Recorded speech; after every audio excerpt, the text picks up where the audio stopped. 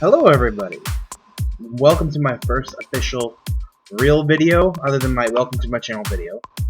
My name is Razor, as you all know, and this is my channel, Not Your Average Woman. So I think my first video will be a review instead of a gameplay, just because I wanted to get a video up and I don't have the opportunity to play any games right now. So my review, I think I will be doing it on Spider-Man Homecoming. I just watched that about a day and a half ago, and I want to give a review on what I liked about it, what I don't like about it, what I thought was interesting and unique about this Spider-Man movie compared to the other ones, and where they might take it in the future. So, first off, I mean, it's kind of nice to have a Spider-Man movie that's not just being run by Sony. It's being run by Sony and Marvel, which they made a big deal, made sure to put in the opening credits. But I find this new Spider-Man interesting because he is by far the youngest Spider-Man we've had in a movie today. He's 15 years old. Just warning, this will be a little bit spoilerish, so if you haven't seen the movie, you might not want to watch this. But yeah, it kind of starts out post-Avengers 2012. It left me feeling very confused on when this movie actually takes place, and then because of that, threw into doubt when some of the other movies in the Marvel Cinematic Universe takes place. Because it starts out in 2012, and then it says 8 years later, which would make it 2020, and it's 2017 right now. And it also, once it gets to the present, it takes place like 3 months after Captain America Civil War, which came out in 2016. So, if you're into watching these movies and keeping an eye on where they are in the timeline, it really just confused me on that part of when it actually takes place. But other than that, I really enjoyed it because it kind of started out with a behind-the-scenes movie that Peter Parker did while that's part of Civil War. Kind of made it like this cool, home film, but behind the scenes of the battle in Captain America Civil War between all the superheroes. I really enjoyed that. But then my biggest takeaway from this movie is it wasn't just a Spider-Man movie. It was a Spider-Man Iron Man movie, which I really like how they did that, because compared to other Spider-Mans, he's a kid. He's 15 years old. He's a sophomore in high school, but he thinks he's an adult. He can do everything all the other superheroes can, but he can't. And I really like how they put Iron Man really big into that movie, because it made it more tangible, the fact that this is a kid. This is a kid. He's not some senior or early freshman year of college. He's a kid going high school in his sophomore year. And they made a big push about that, because it was a whole back and forth between Iron Man saying, "Oh, you can't do this," and Spider-Man's like, "But I am not a kid." They really pushed that, and I really liked it because they kind of dropped Spider-Man really unexpectedly in Captain America Civil War. I mean, he's a kid, and he's doing all these grown-up things that he really shouldn't be doing yet. And I really liked having Iron Man in the movie, because I like these big collabs between superheroes in the movies, because it makes it feel more connected rather than still being separate but still connected. I don't know where I'm going with that. Anyways, I also liked the fact that they didn't make it about his villain wasn't the Green Goblin. I think they've overdone that a lot with the first Spider-Man trilogy, and then the reboot with the Amazing Spider-Man 1 and 2. They really forced the Green Goblin part of it in those, which, he is a big villain, but it's nice to have a new villain. And they didn't go straight for the Green Goblin, they went for the Vulture. I think that's what his name is. And he's just, a normal guy with tech that he takes from superhero battles in the aftermath, which is fascinating. I love that part of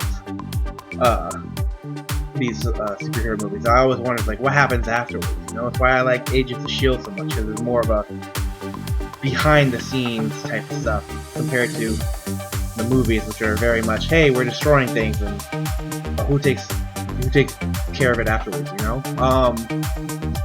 But yeah, I really enjoyed the movie. I thought the scenes with Iron Man were very good. He was kind of trying to be a father figure, considering there was no Uncle Ben. Uncle Ben's been gone before the movie even started. This also, a little bit of hints at the origin story of the Spider-Man. Again, compared to the original Spider-Man, he doesn't have the naturally occurring web, which I prefer. I think that makes more sense. But I really enjoyed this movie. It was a refreshing movie from the Marvel Cinematic Universe, where it's comparatively to the other ones, they've been getting a little bit darker. This is a little bit more lighthearted and a lot more jokes in it. And I look forward to what they do later on with future Spider-Man movies, and also where he'll appear in other collabs and other superhero movies. But yeah, other than that, things I didn't like. Well, let's see. There's not a lot I didn't like about the movie. I thought it was very funny. It's very post Captain America Civil War. They did mention in the movie at one point that Captain America is a war criminal now, which is ridiculous. But I think it's really, at the end of it, it was really setting up for the Avengers and everything coming back and everything getting a little bit more normal. But other than that, I didn't really find anything too bad. There are a few cliche moments, like the bad guy, you know, Spider-Man trying to save the bad guy at the last minute, that type of stuff. It was very cliche. One thing I didn't like was their take on Mary Jane, MJ. I didn't particularly like. I mean, I didn't dislike it, but I didn't particularly like what they did with it. She was not a redhead, and you don't even know that this character is Mary Jane until the last 2 minutes of the movie, when she finally mentions that her friends call her MJ. Yeah, I don't really like that take. Like, I mean, I get they're trying to freshen it up and do a whole new thing, which is great. But I think Mary Jane is a big, it's a big Spider-Man icon, and they changed her a little bit too much, in my opinion. But I'm also interested in seeing where they go in future movies. Other than that, I like his suit. His suit is great. It's very Iron Man-esque, but not as, armory, more just tech, which is fascinating. I loved his relationship that he has with his suit AI. That was very refreshing compared to Jarvis, and later on, I don't know what the name for his new suit tech is now that Jarvis is Vision. But other than that, I really enjoyed the movie all in all.